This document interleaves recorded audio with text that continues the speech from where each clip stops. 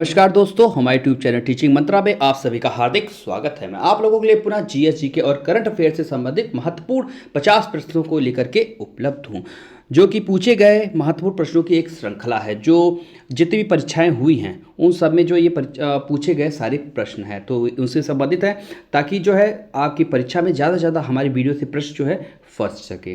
तो इसलिए जो है हम लोग एकदम प्रैक्टिस सेट ऐसे ही प्रैक्टिस सेट को लेकर के उपलब्ध होते हैं और कम समय में आपको जो है ज़्यादा प्रश्नों की श्रृंखला को हम लोग देते हैं। तो चलिए आइए हमारे चैनल से सभी लोग जुड़ जाइए, और जिन भाई बहनों ने हमारे यूट्यूब चैनल को सब्सक्राइब नहीं किया है वो सभी लोग सब्सक्राइब कर लें और बेल आइकन को प्रेस कर दें, ताकि जो हमारा नोटिफिकेशन आप तक पहुंच सके। तो चलिए आइए प्रश्न को चलते हैं। जाने से पहले और आप लोग जो है एक लाइक और एक शेयर कर दीजिएगा, ठीक है। तो चलते हैं प्रश्न नंबर 1। तो कमेंट बॉक्स में इसका आंसर जरूर दीजिएगा। निम्नलिखित में से किस कप ट्रॉफी का संबंध लॉन टेनिस से है, बताइए। Bombay Gold Cup, Davis Cup, Subroto Cup या ऑप्शन डी विजय ट्रॉफी। तो बताइए राइट आंसर क्या है। तो right answer option number B is the right option, ठीक है, डेविस कप, ठीक है। तो डेविस कप का किसा है, लॉन टेनिस से संबंधित है। और बॉम्बे गोल्ड कप का किससे संबंधित है, तो आपका बॉम्बे गोल्ड कप जो है हॉकी से संबंधित, किससे, हॉकी से आपका संबंधित है, ठीक है। हॉकी मैं यहाँ पे लिख देता हूँ, आप सभी लोग नोट कर लीजिएगा, ठीक है। हॉकी आपका हॉकी से संबंधित है, ठीक है। और सुब्रतो जो कप है ये किससे संबंधित है, तो आपका फुटबॉल से, किससे, फुटबॉल से, फुटबॉल, फुटबॉल से आपका संबंधित है, ठीक है। तो और बचा है तीसरा आपका जो चौथा है विजय ट्रॉफी, ये किससे संबंधित है, तो आपका क्रिकेट से, ठीक है, क्रिकेट से संबंधित है, ठीक है। सब लोग आप लोग नोट कर लीजिएगा, ये क्रिकेट से संबंधित है, ठीक है। तो आप सभी लोग इसका right answer option number B is the right option. चलते हैं प्रश्न नंबर दूसरा। Australian open lawn tennis tournament से प्रारंभ कर अन्य 3 बड़े लॉन टेनिस टूर्नामेंटों का निम्नलिखित में से कौन सा अनुक्रम जो सही है, ठीक है। जो लॉन टेनिस से संबंधित 3 बड़े पूछ रहा है, कौन सा ऑस्ट्रेलियन ओपन के टूर्नामेंट के हैं। तो ए कहता है फ्रेंच ओपन, फिर उसके बाद यूएस ओपन, फिर उसके बाद विंबलडन। और बी कहता है फ्रेंच ओपन, विंबलडन, फिर उसके बाद यूएस ओपन। फिर सी कहता है विंबलडन, फिर उसके बाद यूएसए ओपन, और उसके बाद फ्रेंच ओपन। और ऑप्शन डी कहता है विंबलडन, फिर फ्रेंच ओपन, फिर यूएसए ओपन। तो बताइए तो क्या इसमें से राइट आंसर है। तो राइट आंसर आपका option number B is the right answer, ठीक है। सबसे जो है बड़ा जो है फ्रेंच ओपन, फिर उसके बाद विंबलडन है, फिर उसके बाद यूएसए ओपन, ठीक है, यूएस ओपन, ठीक है। तो चलते हैं फिर प्रश्न नंबर तीसरा। इंडियन ग्रीन टीम संबंधित है किससे, संतोष ट्रॉफी से, चैलेंजर ट्रॉफी से, रोबो बैक ट्रॉफी से या रणजी ट्रॉफी से। तो किससे बता, तो आपका चैलेंजर ट्रॉफी से, ठीक है। तो इसका इससे संबंधित है। और आपका संतोष ट्रॉफी जो है किससे संबंधित है, तो आपके फुटबॉल से, ठीक है। तो चलते हैं नेक्स्ट प्रश्न की ओर। प्रश्न नंबर चौथा। सुब्रतो कप निम्नलिखित में से किसी से संबंधित है। अभी मैं पिछले प्रश्न में इसका बताया था राइट आंसर, तो सही लोग बताइए क्या है, तो फुटबॉल से संबंधित है, ठीक है। इसमें समय ज़्यादा वेस्ट नहीं करते, चलते आगे बढ़ते हैं। इसका आंसर बताइए, option A is the right answer.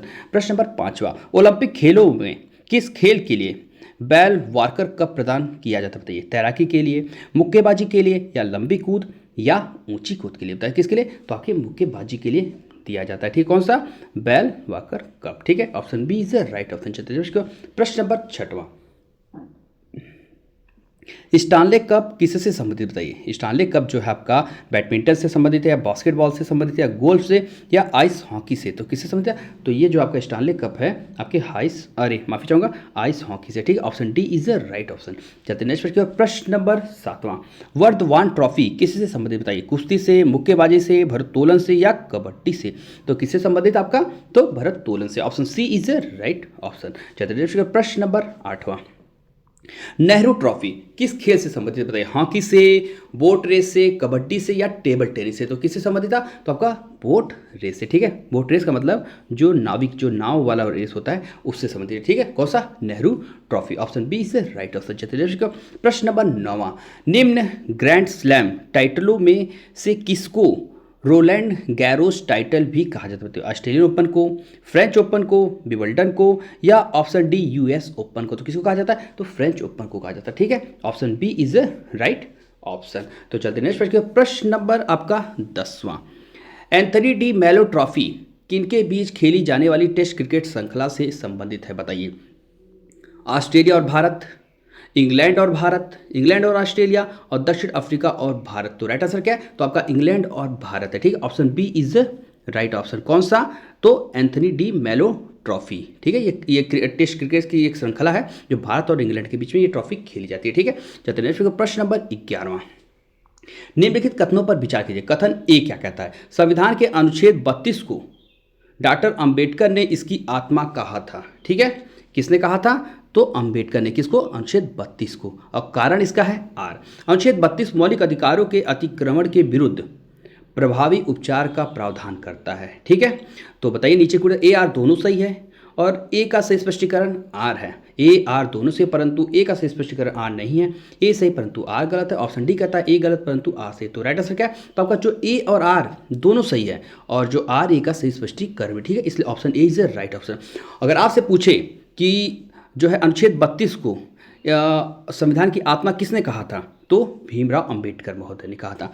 और अनुच्छेद 32 को क्यों कहा था? क्योंकि मौलिक अधिकारों के अतिक्रमण के विरुद्ध प्रभावी उपचार का प्रावधान करता है। ठीक है, तो चलते नेक्स्ट प्रश्न नंबर 12। आप सभी को अच्छे से समझ में आ गया होगा। तो प्रश्न नंबर 12, भारतीय संविधान में न्यायिक पुनरावलोकन का आधार क्या है? वैदिक प्रक्रिया है या विधि द्वारा स्थापित प्रक्रिया है, दृष्टांत और अभिसमय है या उपरोक्त में से कोई नहीं? तो क्या राइट आंसर? तो आपका विधि द्वारा स्थापित प्रक्रिया है। ठीक है, option B is a right option. चलिए प्रश्न नंबर 13वां।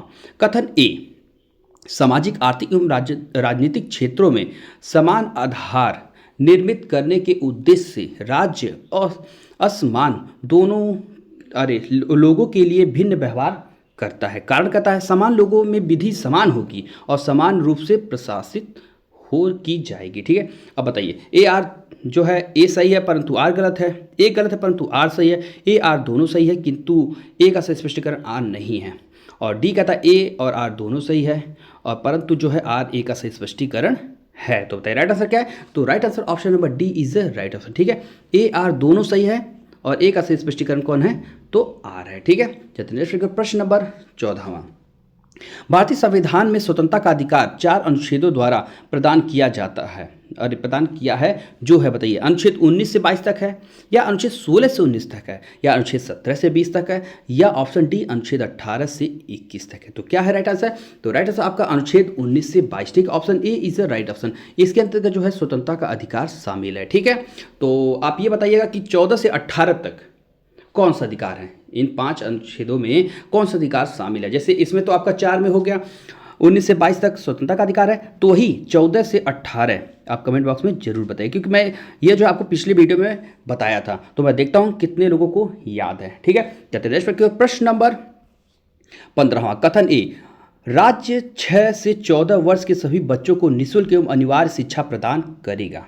कारण एक प्रजातांत्रिक समाज में शिक्षा का अधिकार मानव अधिकार के रूप में विकास के अधिकार की व्याख्या के लिए अपरिहार्य है। ठीक है, अपरिहार्य है।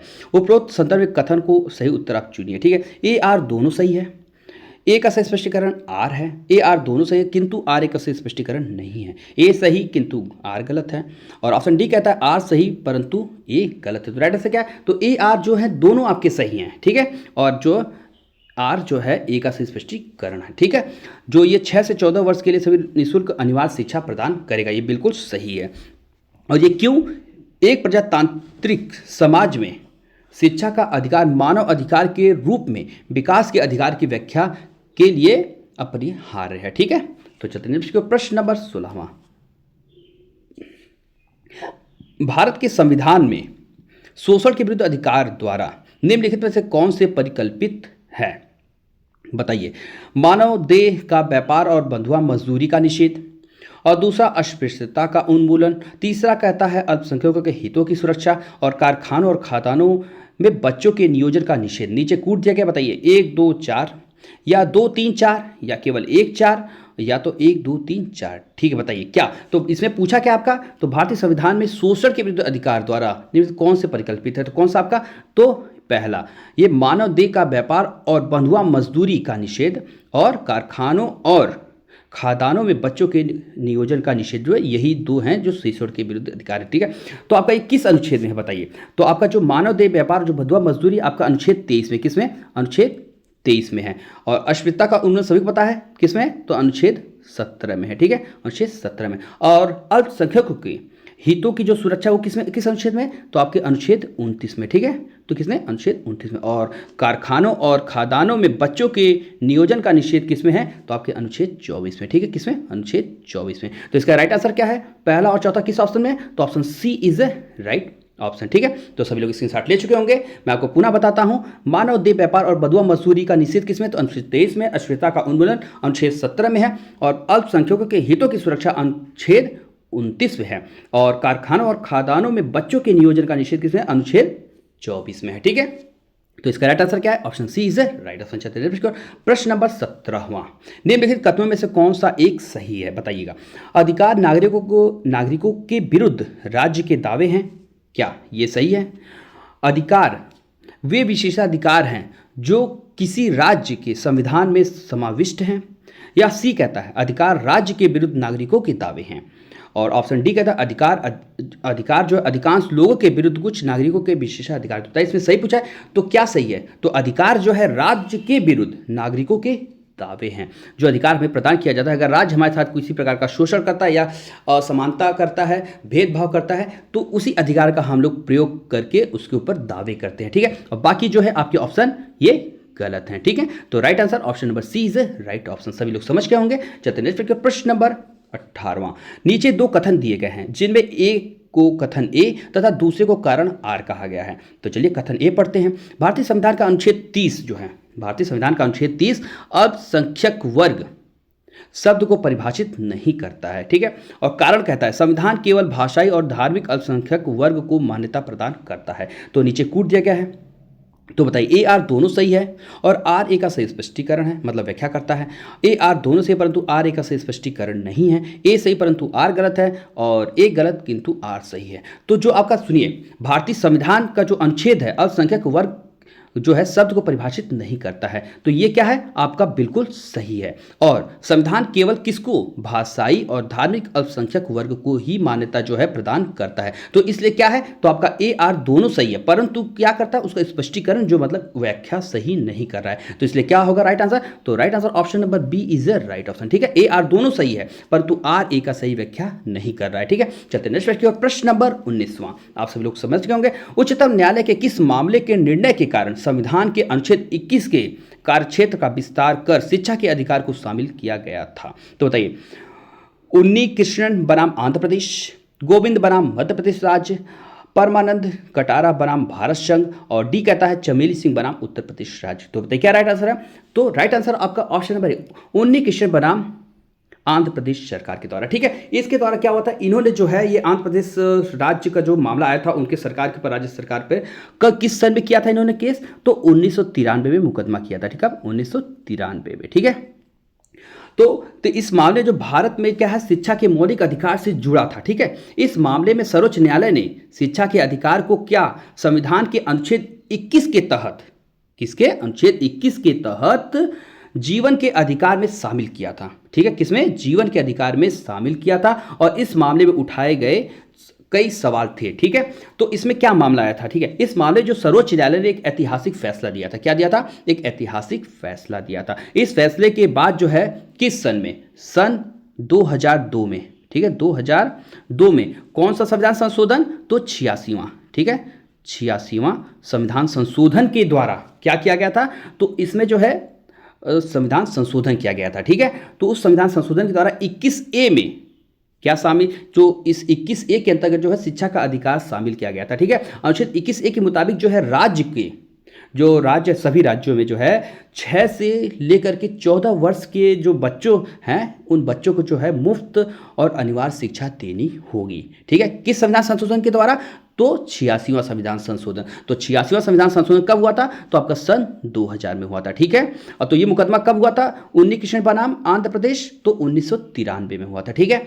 तो आपका जो है गोविंद बनाम मध्य प्रदेश जो मुकदमा है ये किस सन में आया था, तो आपका ये आया था 18 मार्च 1975। कब आया था, तो आपका 18 मार्च 1975 में, ठीक है, 1975 में, ठीक है, 18 मार्च 1975 में आपका गोविंद बनाम मध्य प्रदेश आया था। ये कैसे संबंधित था, तो ये जो है छत्तीसगढ़ राज्य से संबंधित था, ठीक है। जो एक नया राज्य उदय हुआ था तो उसके मामले में कुछ जो है राज्यों को लेकर के इसका हुआ था। तो ये कब किया गया था, तो 1 नवंबर सन 2000 तक जो है मध्य प्रदेश के क्षेत्रफल के हिसाब से भारत का क्या था, सबसे बड़ा राज्य था। उसके बाद क्या किया गया, 16 जिला जो है मध्य प्रदेश से काट करके जो है छत्तीसगढ़ एक नया राज्य बनाया गया था। ठीक है, तो परमानंद कटारा बनाम भारत संघ, ये क्या है, तो ये जो है अनुच्छेद 32 के तहत, इसमें याचिकाकर्ता ने क्या किया, संविधान के अनुच्छेद 32 के तहत जनहित याचिका के माध्यम से सर्वोच्च न्यायालय में क्या किया था, एक याचिका दायर किया था, भारत संघ को निर्देश जारी करने की मांग की थी।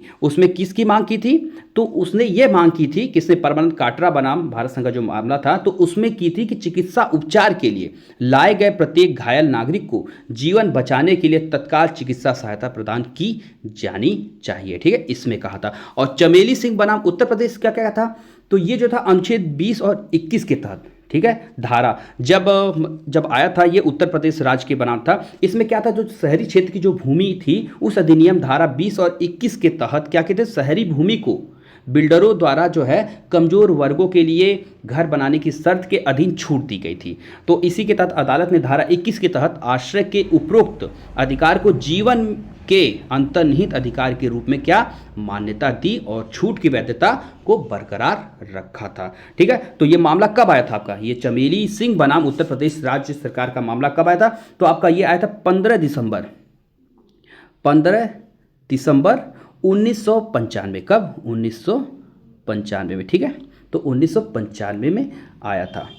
तो आपका जो भारत संघ वाला जो है ये कब आया था, तो मैं आपको फिर से रुके मैं पुनः लिख देता हूं। तो आपका जो ये आया था भारत संघ बनाम जो है ये किस सन में आया था, तो आपका 28 अगस्त 1989 में। कब, 28 अगस्त 1989।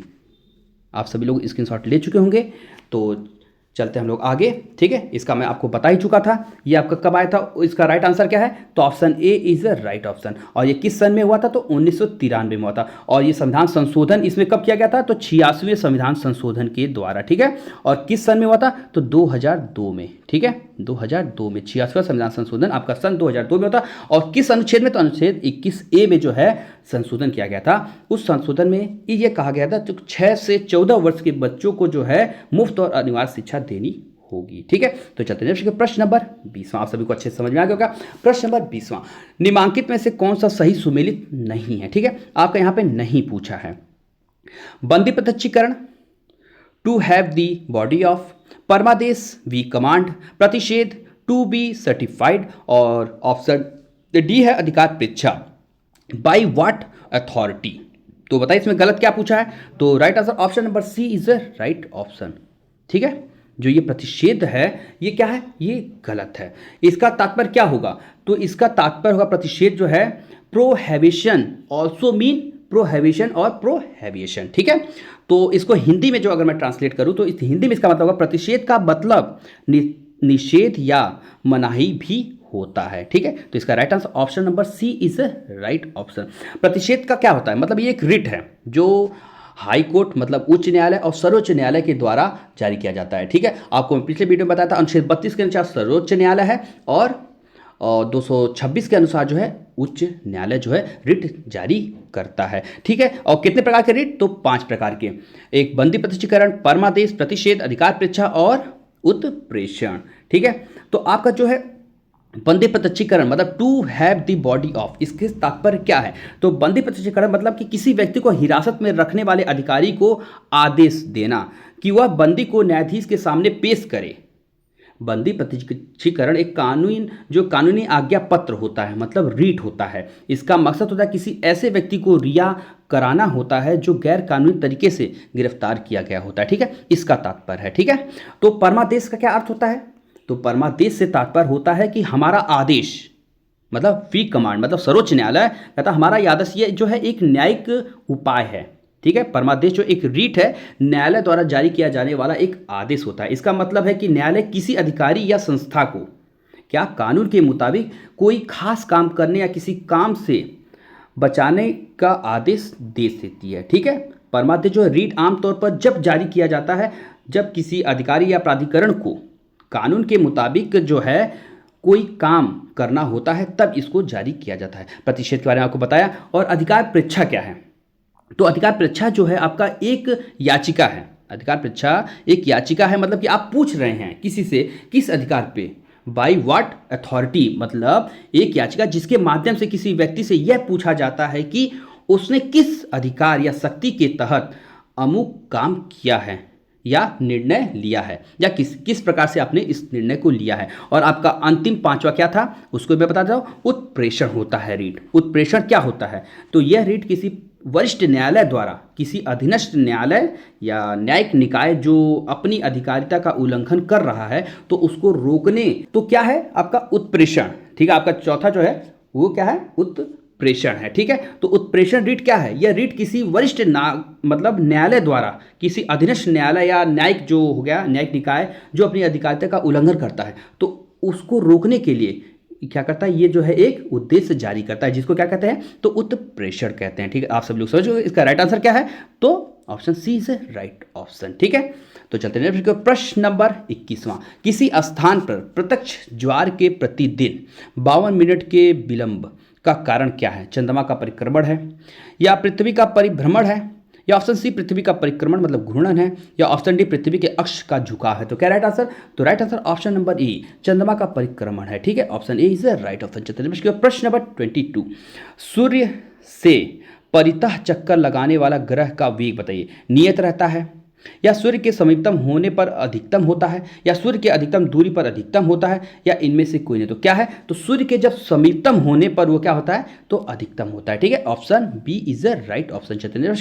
प्रश्न नंबर 23, पृथ्वी के दैनिक घूर्णन की अधिकतम गति कहाँ होती है बताइए, ध्रुव पर होती है, कर्क रेखा पर होती है, या भूमध्य रेखा पर होती है, या मकर रेखा पर होती है। किस पे होती है, तो आपकी भूमध्य रेखा पर होती है। ठीक है, option C is right option. प्रश्न नंबर 24, पृथ्वी का जियायड आकार होता है बताइए, क्या होता है, घूर्णन के कारण होता है, परिक्रमण के कारण होता है, उपयुक्त तो दोनों कारण इनमें से किसी ने, किसके कारण होता है, तो आपका घूर्णन के कारण होता है। ठीक है, घूर्णन के कारण होता है, option A is right option. प्रश्न नंबर 25, ग्रह की क्षेत्रफलीय जो होती है क्षेत्रफलीय चाल कैसी होती है बताइए, बदलती रहती है या नियत रहती है, उपरोक्त दोनों रहती है, इनमें से कोई नहीं। तो क्या रहती है, तो आपकी जो रहती है वो नियत रहती है। ठीक है, ग्रह की जो क्षेत्रफलीय चाल कैसी रहती है, तो वो नियत रहती है, option B is right option. प्रश्न नंबर 26, सभी ग्रह सूर्य के चारों ओर किन कक्षाओं में परिक्रमण करते हैं बताइए, दीर्घवृत्ताकार में या वृत्ताकार में या परवलयाकार में या अति परवलयाकार में। तो बताइए किसमें करते हैं, तो दीर्घवृत्ताकार में करते हैं। सभी ग्रह सूर्य के चारों चक्कर जो है कैसे परिक्रमण करते हैं, तो दीर्घवृत्ताकार में करते हैं, option A is right option. प्रश्न नंबर 27, पृथ्वी पर जी का मान सबसे अधिक कहाँ होता है बताइए, भूमध्य रेखा पर या ध्रुवों पर या आयन वृत्तों पर या उच्च अक्षांशों पर होता है। तो किस पे होता है, तो ध्रुवों पर होता है। ठीक है, पृथ्वी का जो है ग्रेविटी जो है का मान सबसे अधिक कहाँ होता है, तो ध्रुवों पर होता है। ठीक है, जी फॉर ग्रेविटी। प्रश्न नंबर 28, यदि कोई व्यक्ति पृथ्वी तल से पृथ्वी की त्रिज्या के बराबर ऊंचाई पर चला जाए तो उसका भार पृथ्वी की भार की अपेक्षा कितना रह जाएगा बताइए, 1/4, 0, 1/3 या आधा। तो क्या रहेगा, तो 1/4 रह जाएगा। ठीक है, option A is right option. प्रश्न नंबर 29, पुच्छल तारे की पूंछ जो है सूर्य से दूर रहती है, क्यों रहती है, क्या कारण है बताइए, सूर्य के परितः पुच्छल तारा के घूमने के कारण, या पृथ्वी के परिभ्रमण के कारण, या पृथ्वी के घूर्णन के कारण, या ऑप्शन डी सूर्य द्वारा उत्सर्जित विकिरण दाब के कारण। तो किसी कारण, तो सूर्य द्वारा जो उत्सर्जित विकिरण होता है उसके दाब के कारण होता है। ठीक है, तो इसलिए right answer option number D is right option. प्रश्न नंबर 30, एक पिंड बाह्य अंतरिक्ष से पृथ्वी के गुरुत्वाकर्षण क्षेत्र में प्रवेश करता है, पिंड जो पृथ्वी पिंड है, निकाय की स्थिति जो है स्थितिज ऊर्जा पर क्या प्रभाव पड़ेगा बताइए, पृथ्वी पिंड निकाय की स्थितिज ऊर्जा बढ़ेगी, या ऑप्शन बी पृथ्वी पिंड निकाय की स्थितिज ऊर्जा स्थिर रहेगी, या ऑप्शन सी पृथ्वी पिंड निकाय की स्थितिज ऊर्जा घटेगी, या ऑप्शन डी पृथ्वी पिंड निकाय की स्थितिज ऊर्जा जो है शून्य होगी। तो क्या होगा, तो जो पृथ्वी की पिंड निकाय की स्थितिज ऊर्जा क्या होगी, वो घटेगी। तो क्या राइट आंसर, तो right answer option number C is the right option.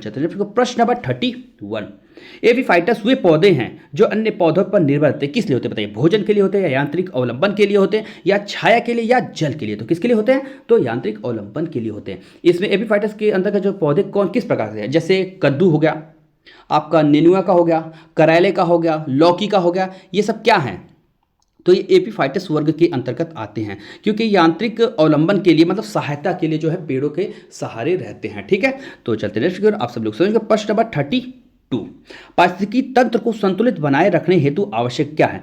जीवों की नई प्रजातियों का विकास, या ऑप्शन बी कीटनाशकों के प्रयोग द्वारा हानिकारक कीटों का विनाश, या ऑप्शन सी जैव विविधता का संरक्षण, या ऑप्शन डी उपरोक्त सभी। तो क्या है? तो राइट आंसर जैव विविधता का संरक्षण। ठीक है, option C is right answer. पारिस्थितिकी तंत्र को संतुलित बनाए रखने हेतु क्या आवश्यक है? तो जैव विविधता का संरक्षण प्रमुख है। ठीक है, तो option C is right option, उपरोक्त सभी नहीं होगा। ठीक है, option C is right option. चलिए प्रश्न नंबर 33, अधोलिखित में से कौन सा पारिस्थितिकी तंत्र पृथ्वी के सर्वाधिक क्षेत्र पर फैला हुआ है? बताइए, मरुस्थलीय, घास के मैदान, पर्वतीय या सामुद्रिक? तो कौन है? तो आपके सामुद्रिक जो है फैले हुए। ठीक है, option D is a right option. चलते नेक्स्ट प्रश्न नंबर 34, निम्नलिखित में से किसे पर्यावरण के मूल संगठनों में नहीं सम्मिलित किया जाता है? बताइए, नहीं। ठीक है, नहीं पूछा है। अजैविक या जैविक को, ऊर्जा को या स्थानिक को? तो किसे? तो आपके स्थानिक को। ठीक, option D is the right option. जैविक को शामिल किया जाता है, अजैविक को, जैविक को और ऊर्जा, इन तीनों को शामिल किया जाता है, परंतु स्थानिक को नहीं। ठीक है, चलते प्रश्न नंबर 35, किस नगर के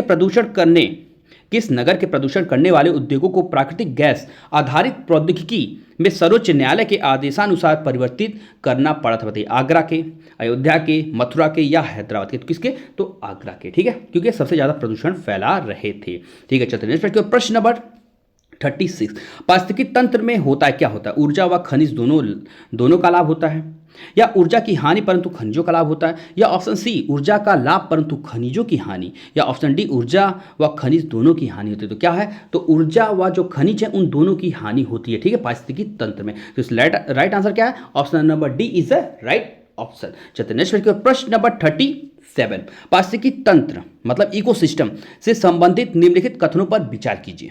पारिस्थितिकी तंत्र शब्द का प्रयोग सर्वप्रथम ए.जे. टॉन्सले ने किया था, और दूसरा कहता है जो जीव अपना भोजन स्वयं उत्पादित करते उन्हें स्वपोषित कहते हैं। ठीक है, और तीसरा कहता है प्रकाश संश्लेषण की प्रक्रिया द्वारा उपभोक्ता अपने भोजन का उपभोग करता है, और चौथा कहता है वियोजक अकार्बनिक पदार्थ को कार्बनिक पदार्थ में परिवर्तित करता है। बताइए, 1, 2 सही है, या 2, 3 सही है, 3, 4 सही है, या सभी सही है? तो क्या है? तो आपके 1 व 2 जो है बिल्कुल सही है। ठीक है, क्योंकि पारिस्थितिकी तंत्र शब्द का प्रयोग सर्वप्रथम ए.जे. टॉन्सले महोदय ने किया था। ठीक है, जो जीव अपना भोजन स्वयं उत्पादित करते हैं उन्हें स्वपोषित कहते हैं। ठीक है, ये बिल्कुल सही है। परंतु ये जो है प्रकाश संश्लेषण की प्रक्रिया द्वारा उपभोक्ता अपना भोजन उपभोग करता है, बिल्कुल गलत है। और वियोजक जो है अकार्बनिक पदार्थ को कार्बनिक में परिवर्तित नहीं करता। ठीक है, तो इसलिए पहला और दूसरा थे, इसलिए option A is a right option. चलते हैं प्रश्न नंबर 38, कुछ पौधों की जड़ें विष के समान पदार्थों का श्रवण करके अन्य जाति के पौधों की वृद्धि में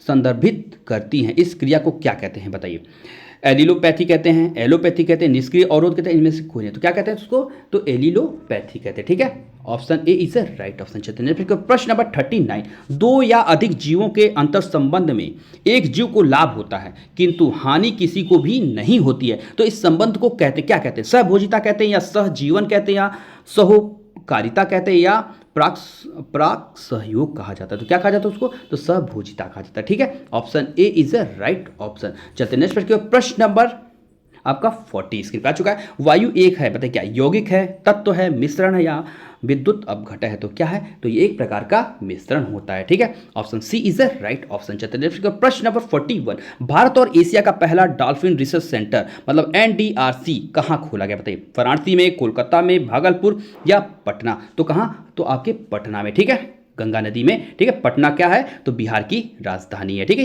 बिहार के पटना में। ठीक है, option D is a right option. चलते नेक्स्ट प्रश्न नंबर 42, हाल ही में भारत सरकार ने साइबर क्राइम और क्रिमिनल्स पर लगाम लगाने के लिए किस नाम से एक नया ऑनलाइन पोर्टल लॉन्च किया? बताइए, चक्षु, ज्ञानू, प्रेरक या जिज्ञासा? तो किस? तो चक्षु। ठीक है, option A is a right option. चलते नेक्स्ट प्रश्न नंबर 43, हाल ही में गर्भपात का संवैधानिक अधिकार देने वाला दुनिया का पहला देश कौन बना? बताइए, जर्मनी, फ्रांस, अमेरिका, नॉर्वे? तो कौन बना आपका?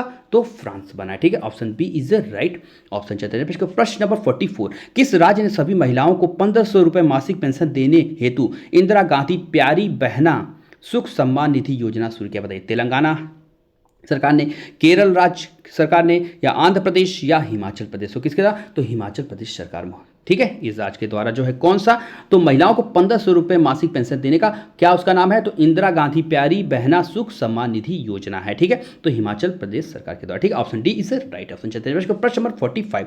रक्षा मंत्री राजनाथ सिंह ने रक्षा क्षेत्र में नए प्रौद्योगिकियों विकसित करने वाले स्टार्टअप को बढ़ावा देने के लिए किस नाम से एक योजना शुरू, बताइए। अदिति योजना, जागृति योजना, उदय योजना या सर्वोदय योजना, तो क्या, तो अदिति योजना। ठीक है, option A is right option. चलते हैं प्रश्न नंबर 46। किस देश की कंपनी साब ने हरियाणा के झज्जर में प्रसिद्ध कार्ल गुस्ताफ M4 हथियार संयंत्र निर्माण की आधारशिला रखी है, जो 100% FDI प्राप्त करने वाली पहली विदेशी रक्षा कंपनी है, बताइए। फ्रांस, स्वीडन, जर्मनी या अमेरिका, तो कौन है आपकी, तो स्वीडन है। ठीक है, option B is the right option. चलते हैं फिर प्रश्न नंबर 47। हाल ही में किस खेल के लिए भारत की पुरुष और महिला टीम ने पहली बार पेरिस ओलंपिक 2024 के लिए क्वालिफाई किया है, बताइए। टेबल टेनिस, बैडमिंटन, शतरंज, फुटबॉल, तो क्या, तो आपका टेबल टेनिस के लिए। ठीक है, कौन, तो भारतीय पुरुष और महिला टीम ने पहली बार कौन सा, पेरिस ओलंपिक 2024 में क्वालिफाई किया है। ठीक है, कौन सा खेल है वो, तो आपका टेबल टेनिस, ऑप्शन ए से राइट ऑप्शन। चलते हैं प्रश्न नंबर 48। हाल ही में हरियाणा के हिसार स्थित किस कंपनी ने स्टेनलेस स्टील सेक्टर के पहले ग्रीन हाइड्रोजन प्लांट का उद्घाटन किया गया है, बताइए। जिंदल स्टेनलेस लिमिटेड या SR स्टील लिमिटेड या भूषण स्टील लिमिटेड या केदांता स्टील लिमिटेड, तो किसके द्वारा, तो आपका जिंदल स्टेनलेस लिमिटेड। ठीक है, option A is right option. चलते हैं प्रश्न नंबर 49। हाल ही में किस राज्य ने दंगाइयों व प्रदर्शनकारियों की ओर से संपत्ति को नुकसान पहुंचाने पर वसूली का प्रावधान वाला लोक एवं निजी संपत्ति क्षति वसूली अध्यादेश को मंजूरी दी, बताइए। उत्तर प्रदेश सरकार, मध्य प्रदेश, उत्तराखंड या राजस्थान, तो किसके द्वारा, तो आपका उत्तराखंड। ठीक है, option C is right option. चलते हैं प्रश्न नंबर 50। हाल ही में मोबाइल वर्ल्ड कांग्रेस मतलब MWC 2024 का आयोजन कहाँ किया गया, बताइए। पेरिस फ्रांस, बार्सिलोना स्पेन के या लियान फ्रांस के या ज्यूरिक स्विट्जरलैंड के, तो कहाँ पे किया गया, तो आपके बार्सिलोना स्पेन में। ठीक है, तो option B is right option. तो आज हमारे 50 प्रश्नों की श्रृंखला यहीं पे समाप्त होती है। आशा करता हूँ हमारी जो वीडियो आप सभी को काफ़ी पसंद आई होगी। तो आप हमारे साथ बने रहने के लिए आप सभी का बहुत बहुत धन्यवाद। तो जाने से पहले जिन भाई बहनों ने हमारे यूट्यूब चैनल को सब्सक्राइब नहीं किया है वो सब लोग सब्सक्राइब कर लें और बेल आइकन को प्रेस कर दें, ताकि जो हमारी नोटिफिकेशन जो है आपके यूट्यूब चैनल पर सबसे पहले पहुंच सके। और जब अगर हमारी वीडियो जो है आपको अगर अच्छी लगी हो तो आप सभी लोग जो है एक लाइक और एक शेयर कर दें। ठीक है, तो आपसे पुनः मुलाकात होगी नेक्स्ट वीडियो में। आप सभी का बहुत बहुत धन्यवाद।